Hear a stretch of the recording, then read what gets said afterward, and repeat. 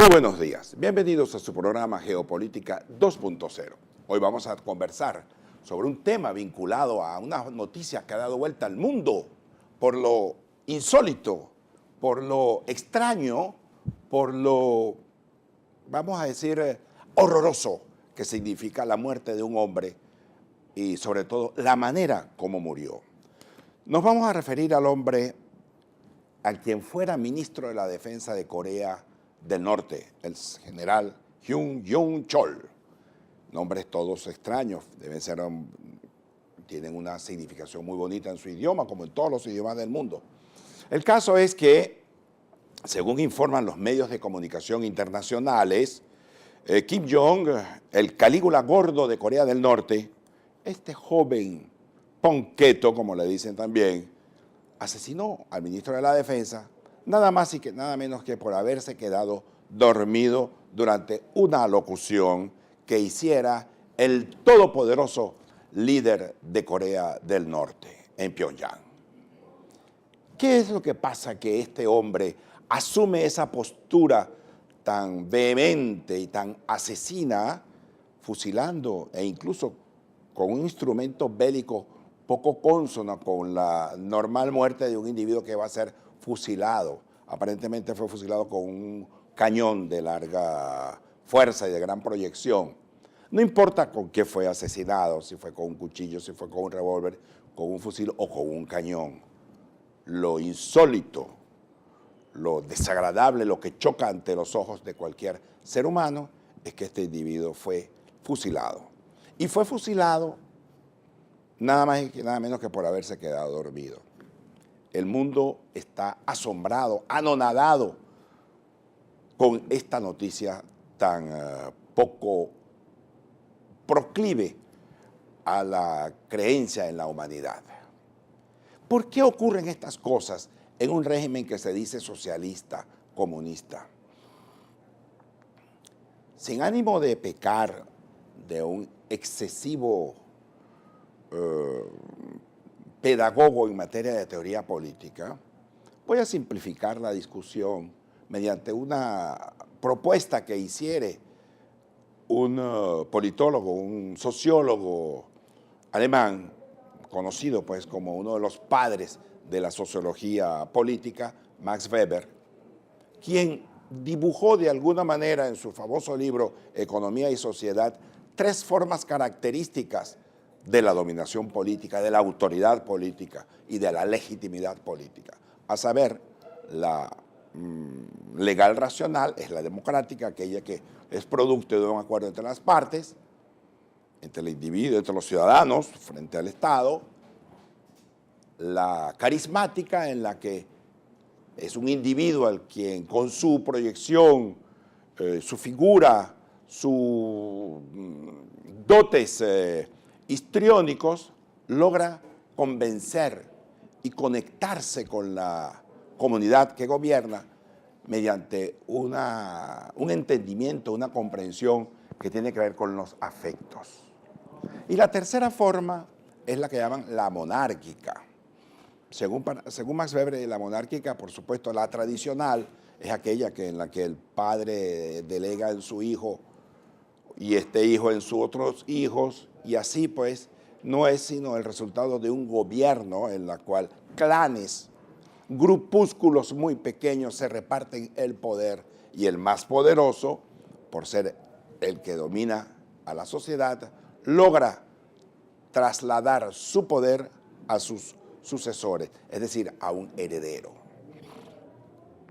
Corea del Norte, como todo país asiático, no está inscrita en el universo de valores occidentales. Eso que a Occidente le costó tanto tiempo, separar la iglesia de la religión, del Estado, convertir un Estado democrático, en unos casos liberal, en otros casos republicano, para de alguna manera permitir que la sociedad se autodirigiera a través de sus representantes. El siglo XX quizás fue el gran siglo de los partidos políticos. El proceso pues, de agotamiento del esquema bipolar permitió pues, que el sistema de partidos políticos fuese afectado por una cadena de individuos que llegaron de la noche a la mañana a finales del siglo XX a apoderarse de las palancas del Estado y a través de una forma carismática imponen su poder e incluso utilizando los mecanismos propios de un sistema de dominación legal racional como son las elecciones. Pues bien, hay individuos que han llegado mediante elecciones y se han convertido e incluso luego han heredado su poder a otros. Pero no es de eso lo que estamos hablando, aunque eso lo vamos a tratar un poquito más adelante. Vamos a hablar del caso de Corea del Norte y la muerte del ministro de la Defensa, Hyun Jung-chol. ¿Por qué en Corea ocurre ese asesinato? Bueno, ocurre ese asesinato porque la forma específica que asume el socialismo y el comunismo en ese país, mezclado con los valores asiáticos de subordinación, ese mundo que se mueve pues en esa relación de subordinación. China fue un ejemplo en el cual los individuos se sometían a la voluntad, en este caso de Mao Zedong. Felizmente, China logró superar esa dicotomía, eliminó a lo que llaman a la banda de los cuatro que supuestamente iban a heredar el poder de Mao Zedong y se impuso un gobierno colegiado y que le ha dado a China los resultados lo suficientemente importantes como para convertir a China desde el punto de vista económico y financiero en la gran potencia del siglo XXI. Políticamente aún encuentran obstáculos debido a esa larga tradición de dominación que estamos seguros, eso se tendrá su modificación, tendrá su proceso de adaptación. La comprensión de los derechos humanos para el mundo asiático es distinto que para que entendemos nosotros en Occidente. Pero tan distinto es que incluso esa forma de dominación alcanza niveles vulgares, exageradamente vulgares, como lo que ocurrió en Corea del Norte.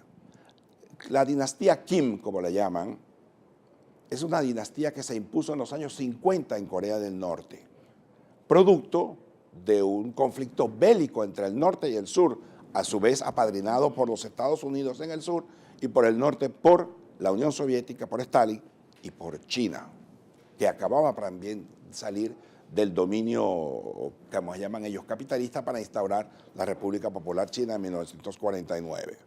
El caso es que Corea del Norte desde 1952-53 es un país dividido entre dos, Corea del Norte y Corea del Sur, cuyas capitales son en el norte Pyongyang, en el sur Seúl. Si uno compara el desarrollo económico, comercial, financiero, tecnológico, educativo de ambos países, de ambas Coreas, uno observa que Corea del Sur es un país financiera, económica e industrialmente muy avanzado. Desde el punto de vista de la educación, ha alcanzado niveles extraordinarios. Culturalmente, Corea del Sur ha generado un impacto en el mundo, un impacto positivo. En tanto, Corea del Norte lo único que ha hecho es desarrollar la industria bélica, porque parten del supuesto de que ellos viven en un eterno conflicto y un eterno combate y unas eternas batallas imaginarias por demás con el extranjero. Sin embargo, Corea del Norte y Corea del Sur mantienen una relación de armisticio que se sucede en 1953, es decir, no se firmó la paz, pero no se continúa con la guerra. Algo inexplicable para el ojo y la oreja de cualquier persona que escuche esto que estamos hablando. Mas, sin embargo, hay que reconocer que hay una situación muy tensa, pero no hay guerra. Ahora bien, en Corea del Norte se está produciendo una serie de cambios, una serie de mutaciones al interior. Decíamos que la dinastía Kim, fundada por el abuelo de Kim Jong, el Calígula gordo de Corea, como le llaman, fundó esta dinastía en 1953 y se convirtió en el presidente eterno. Kim Jong cuando habla todo el tiempo de su abuelo, del presidente eterno. Fundó esa república mediante un endiosamiento hacia su personalidad que lo llevó hasta que en los años 90 fallece, dejándole a su hijo Kim Jong-il el poder, quien a su vez, posteriormente, también muere y este le deja el poder a este joven, quien aparentemente estudió en Londres, según parece, y que conoce bastante bien en Occidente, pero que es un individuo que es un enfermo mental por cuanto mantiene unas posturas poco cónsonas con lo que debe tener un jefe de Estado. No solamente con las groserías que dicen otros por aquí y por allá, sino que asume posturas que colocan a su país en entredicho por la violación a los derechos humanos.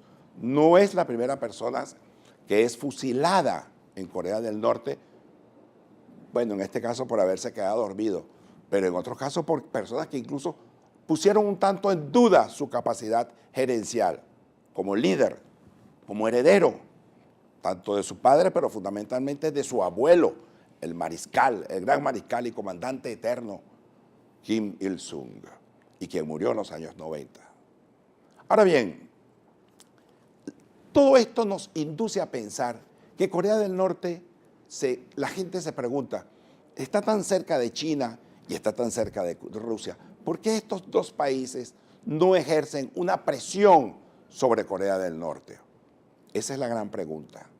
Ahora, la gran respuesta las encontramos justamente en el nombre de nuestro programa. Es un hecho geopolítico. Corea del Norte representa para China fundamentalmente la pieza, el as, el comodín para mantener a la zona en un estado de tensión en el cual China juegue un papel significativo. Al lado de ello, la propia Rusia, que mantiene una frontera significativa, pequeña pero significativa.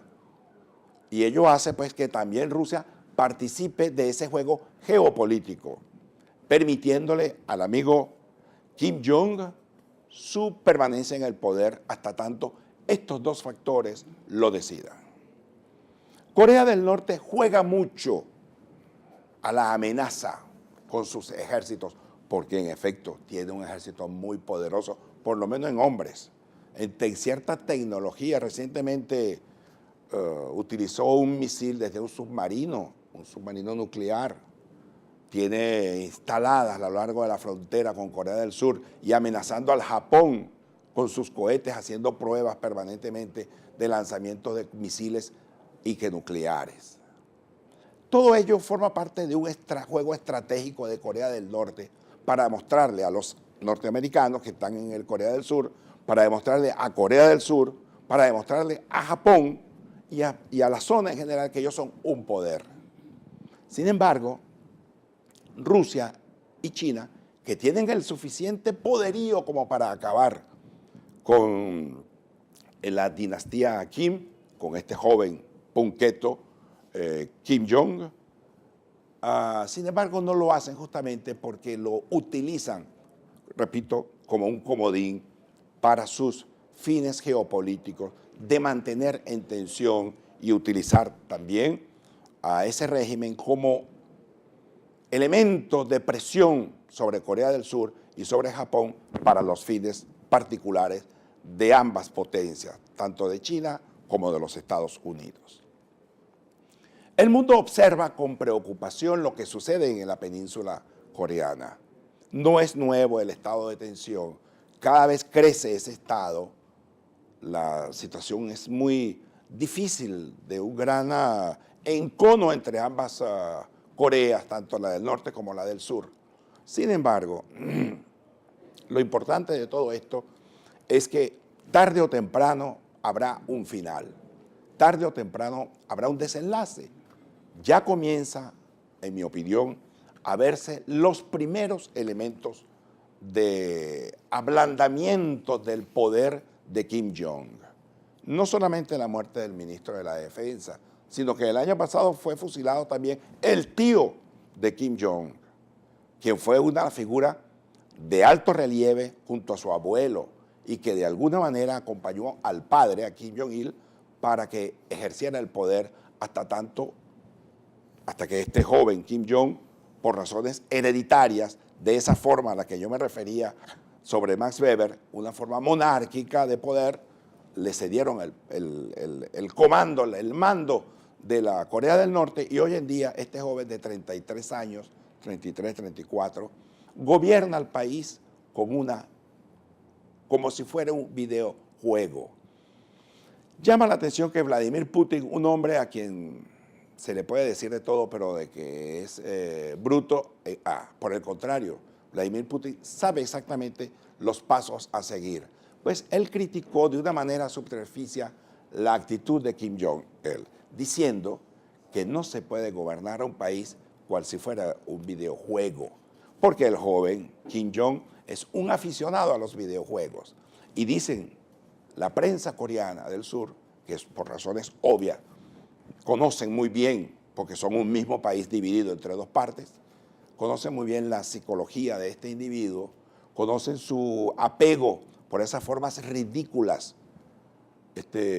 reñidas pues con la más elemental decencia, conocen pues que es un hombre que no respeta los límites ni las proporciones y que solo la posibilidad de que tanto China como Rusia intervengan para una noche palaciega en la cual se sacrifica la vida de este individuo junto con sus 2 o 3 generales que le acompañan en esa irresponsable actividad de dirigir a un país que muere de hambre, pero que tiene a su territorio bases navales, nucleares, cohetes, tanques, tiene un ejército súper poderoso, hace pues que vislumbre la posibilidad de que Corea del Norte se salga rápido de esa tenebrosa realidad. La gran pregunta y la gran preocupación es que los factores geopolíticos señalados, léase Rusia y China, observan con preocupación la posibilidad, a pesar de que teóricamente se hable de la unificación de Corea, observan con preocupación la posibilidad de la unificación del norte con el sur. Una economía tan próspera, tan dinámica, tan agresiva como la de Corea del Sur, con un ejército tan poderoso como el que tiene Corea del Norte, perdónenme queridos amigos, eso le da eso que llaman una estatura estratégica a Corea del Norte en la zona de un peso y de una importancia que pone a pensar y que puede poner a pensar tanto a los rusos como a los chinos, pero también a los japoneses y, ¿por qué no?, a todo el mundo, porque sería la gran potencia, razón por la cual es preferible soportarle esos desmanes a este joven punqueto, al Calígula gordo de Corea del Norte, por cuanto él no permite la posibilidad de un acercamiento entre Corea del Norte y Corea del Sur que se pudiera convertir tarde o temprano en la gran potencia en la zona. Cosas de la geopolítica y que esperamos en una próxima oportunidad tratemos un poco más el tema, no solamente con Corea del Norte, sino con China y con la misma Rusia en la zona. Bueno, queridos amigos, creo que hasta ahora hemos hecho un buen trabajo. Esperamos vernos la próxima semana en nuestra próxima Geopolítica 2.0. Muchas gracias.